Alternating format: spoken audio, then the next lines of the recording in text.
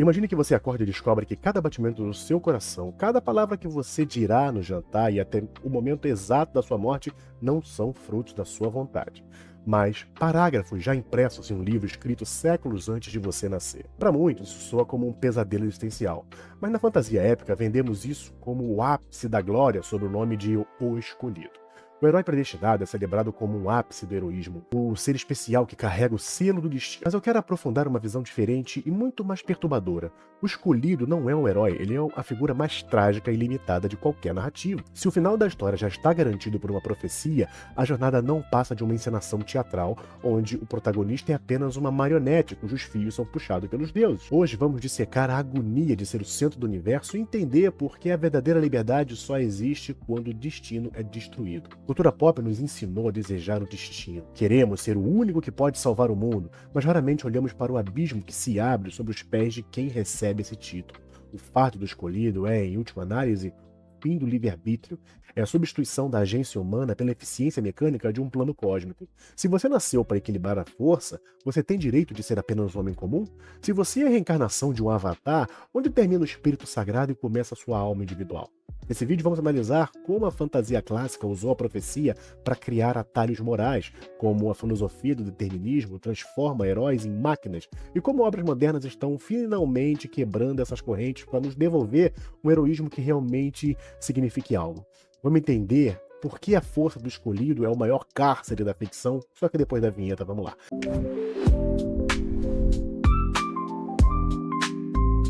Salve meu nerd, bem-vindos à Migrante Nerd, deixa o seu like que no final você vai acabar esquecendo. A profecia é a ferramenta favorita do escritor que deseja uma escala épica, sem ter que construir motivações orgânicas. Ela funciona como um motor de busca narrativa. Você joga um órfão no início e a profecia garante que ele chegará ao clímax. Por que o público ama isso? Porque a profecia oferece o que a vida real nos nega, a certeza de que o sofrimento tem um propósito e que o caos existencial é, na verdade, uma tapeçaria organizada. Logicamente, o tropo do escolhido ressoa como um desejo de validação. É a promessa de que não somos apenas poeira de estrelar ao léu, mas peças fundamentais de um grande design. Na fantasia de linhagem, o destino é uma âncora moral. Ele restaura uma hierarquia natural. Se o vilão representa a desordem, o escolhido é o anticorpo que o universo produz para restaurar esse equilíbrio. Mas essa ordem é muitas vezes uma forma de um totalitarismo espiritual. O problema é que, ao usar a profecia como motor, o autor mata o desenvolvimento do personagem. O herói não precisa decidir ser bom, ele é empurrado pela correnteza do destino. A virtude, no entanto, exige escolha. Se você é forçado a ser um salvador pelas circunstâncias místicas do seu nascimento, onde reside a sua honra? O mérito desaparece quando o sucesso é uma garantia estatística. A profecia transforma o drama humano em uma burocracia divina. Vejamos o caso de Frodo Bolseiro. Frequentemente dizemos que ele escolheu levar o anel a Valfenda. Mas será que escolheu? Gandalf já havia selado seu destino ao dizer que ele estava destinado a ter o anel. A partir dali, Frodo é um condenado. Ele não carrega apenas um objeto, ele carrega a sobrevivência da realidade. A agonia de Frodo não vem apenas do peso físico do anel, mas da percepção de que sua vida privada, seus desejos, a sua paz foram confiscados pelo destino. Ele se torna uma função narrativa e não um indivíduo. Afinal da história, ele está tão quebrado que não consegue mais viver no mundo que salvou. O destino o usou e o descartou. Agora considere Aang, o Avatar. A série é brilhante ao mostrar o trauma infantil de ser o escolhido. Aang não foge por covardia, mas por um grito desesperado de livre-arbítrio. Ele queria ser uma criança, jogar com os amigos, errar, mas o sistema do Avatar é uma linha de montagem de Messias. O espírito de Rava reencarna e impõe deveres que anulam a personalidade do hospedeiro. Aang passa a série tentando conciliar a sua natureza pacífica com o destino que exige que ele seja um executor. Ele não é dono de si, ele é o zelador de um equilíbrio cósmico que nunca pediu para gerenciar. Essa é a crueldade do escolhido. O indivíduo é sacrificado no altar do bem maior sem nunca ter dado seu consentimento. É uma forma de utilitarismo metafísico. O herói se torna uma peça de artilharia dispensada contra o vilão.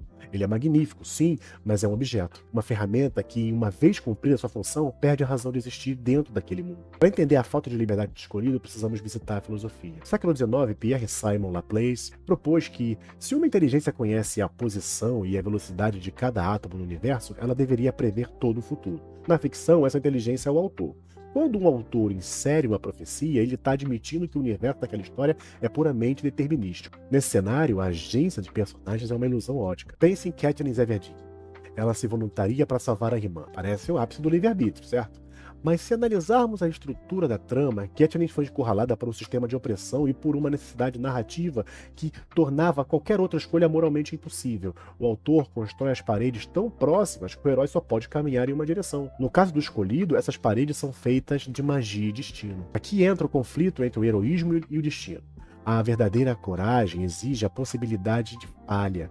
Mas se a profecia diz que o herói vencerá, o risco é uma mentira. É como assistir um jogo de futebol sabendo o placar final. Você pode se emocionar com os lances, mas a tensão é artificial. O escolhido é protegido por uma armadura de enredo, que não é baseada na sua habilidade, mas em sua linhagem. Isso diminui o herói. Se Harry Potter vence Voldemort porque uma profecia disse que ele teria o poder que o Lorde das Trevas desconhece, então o mérito não é de Harry, é da mecânica mística que o sustenta. Se você quer ver o tropo do escolhido sendo desconstruído até as cinzas, olhe para Paul Atreides de Duna. Frank Herbert escreveu a obra como um aviso: cuidado com heróis.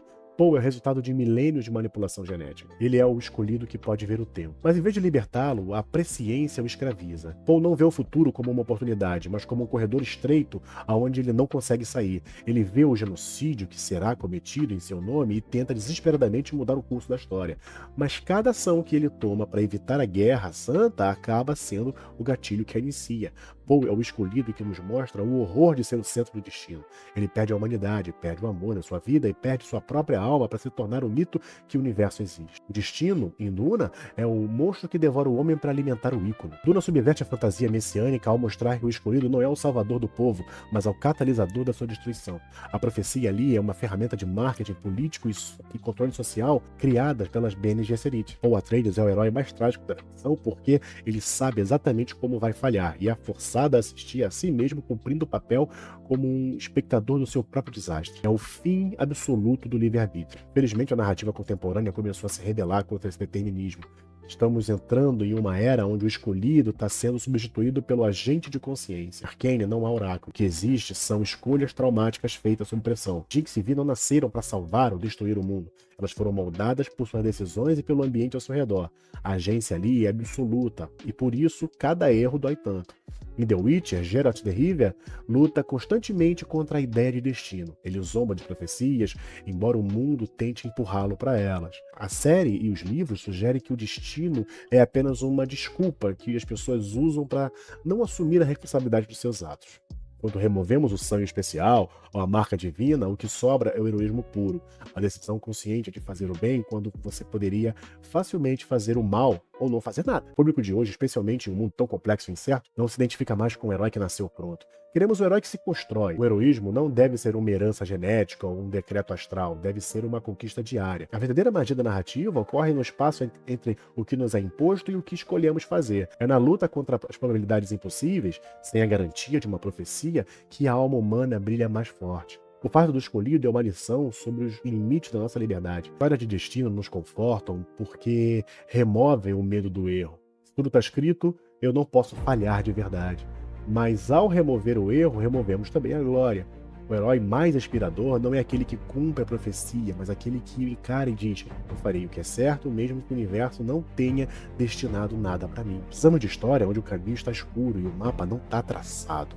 Onde o sacrifício não é um passo inevitável em um plano divino, mas uma escolha dolorosa feita por amor, honra ou por dever. E a fantasia atinge o seu ápice quando nos mostra que, mesmo sob o peso de um mundo inteiro, ainda podemos decidir qual será o nosso próximo passo. Então, da próxima vez que você encontrar o escolhido em um livro ou filme, olhe para além do brilho da espada mágica. Procure pelo homem ou pela mulher que está preso sob aquele título. Se pergunte, se você descobrisse que a sua vida é um roteiro pré-escrito, você aceitaria o papel ou teria coragem de queimar o livro e escrever a sua própria história? Então, Cibernet, espero que vocês tenham gostado, deixe seu like, seu comentário, se inscreva no canal, se quiser ajudar o canal aqui, ó, QR Code, pá, pequeno não, grandão da Amazon para você ajudar da melhor forma possível. Enfim, qualquer coisa que você comprar lá, vai cair um pedacinho para mim e ajudar pra caramba. Se quiser fazer uma doação direta, aqui o QR Code, esse sim, o pequenininho, que vai ser uma doação direta, vai cair aqui, tem só o desconto lá da administradora e é isso, beleza? Espero vocês no próximo vídeo. Forte abraço.